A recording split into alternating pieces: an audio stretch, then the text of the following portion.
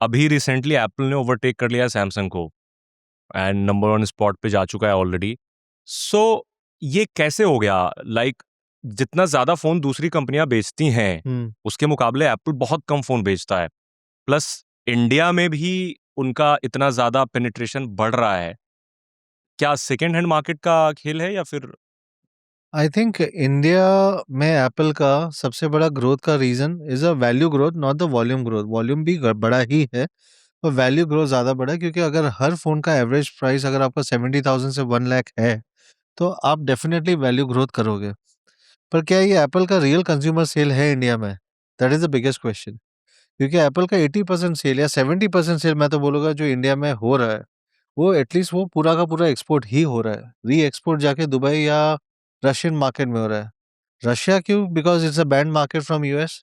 तो India has been used to export, re export to Dubai to Russia. India से Dubai and Dubai से Russia जा रहा है, yes. आईफोन्स ऐसे ट्रेवल आईफोन्स कर का रहे हैं. ट्रैवल जा रहा है. Because the only reason is because कि अगर कंज्यूमर्स को तो तो वो ब्लैक मार्केट में ही बिकते होंगे रशिया में. लाइक ऑफिशियल स्टोर तो होगा नहीं एप्पल का. ऑफिशियल स्टोर्स क्योंकि यूएस के बैन की वजह से वहाँ पे नहीं है.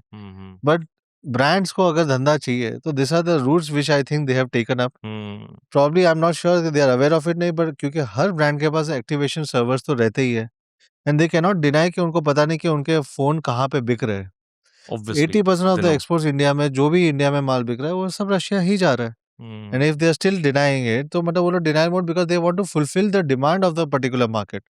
ओके. Right? तो ये भी एड अप कर रहा है इस चीज में कि ये चीज में market जो need to value follow. Growth है इंडिया में वो यही चीज की वजह से एड अप हो रहा है. लोकल कंजम्पशन भी डेफिनेटली बढ़ा है, बट वो N-1 प्रोडक्ट का बढ़ा है. N-1 मतलब अगर आईफोन 17 लॉन्च हुआ है तो 16 और 15 जिसमें ऑफर ज्यादा है उसका Best सेल selling हो ज्यादा जाता बढ़ा है. हुआ है, Yes. ना कि लेटेस्ट मॉडल का.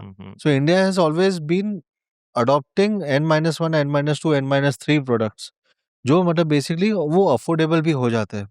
क्योंकि 17 आ चुका है और मार्केट में अब 18 आने वाला है. अभी भी 13 और 14 सेकेंड हैंड मार्केट में खूब बिक रहे हैं. सेकेंड हैंड में बिक रहे हैं. और अगर मैं बात करूँ तो 16 है, 15 है, अभी भी फ्रेश भी काफ़ी बिक रहे हैं. तो व्हाट हैपेंस के कंज्यूमर के पास काफ़ी चॉइसेस आ जाती है. और अगर आप देखो जाए तो इनोवेशन के हिसाब से 15, 16 या 17 में कोई ज़्यादा इनोवेशन चेंजेस है नहीं. ना डिज़ाइन चेंजेस है, ना इनोवेशन चेंजेस है. So anybody upgrading, there should be a reason for upgrade. But एक चीज मैं कंसिस्टेंट देखता हूँ, लॉन्जिविटी बहुत है उनके फोन में. मतलब चलते बहुत ज्यादा हैं. अभी भी लोग 10 यूज करते हैं. आईफोन 10 मैंने यूज करते हुए देखा, उससे पहले के फोन. तो ये मे बी इस वजह से भी एडअप कर रहा होगा. आई थिंक ये मेरा भी यही परसेप्शन था, पर मैं स्ट्रीट पे उतरा था. Okay. In fact I went to Khan Market and did a research because that's a typical iPhone users market Delhi में. वहाँ पे मैंने देखा था कि बहुत सारे यंग कंज्यूमर्स आईफोन 10X ये सब यूज कर रहे हैं. और उसका रीजन एक ही है कि बिकॉज उनको पीयर प्रेशर है कि आईफोन यूज करना है. सो वो सेकेंड हैंड हो या कैसे भी हो वैसे वो फोन यूज कर रहे हैं.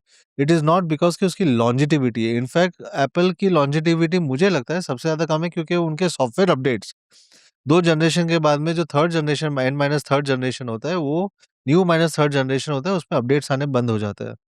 मैंने काफ़ी कुछ अपडेट्स देखा है कि अपडेट्स आते नहीं है, या तो मतलब रेगुलर अपडेट्स नहीं आते या तो बेसिकली आपका फ़ोन स्टोरेज के हिसाब से स्लो होना चालू हो जाता है.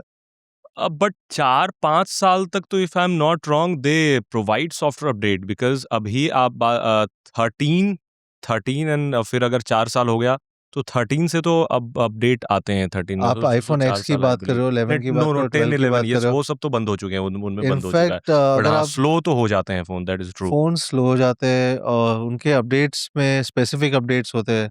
ऐसे नहीं होते जो 16 और 17 को होते हैं वो 13 और 14 को नहीं होते. सो मल्टीपल प्रायोरिटीज होती है. और इसमें मैं ब्रांड को गलत नहीं बोलूँगा बिकॉज़ हर टीम इन्वॉल्व होती है.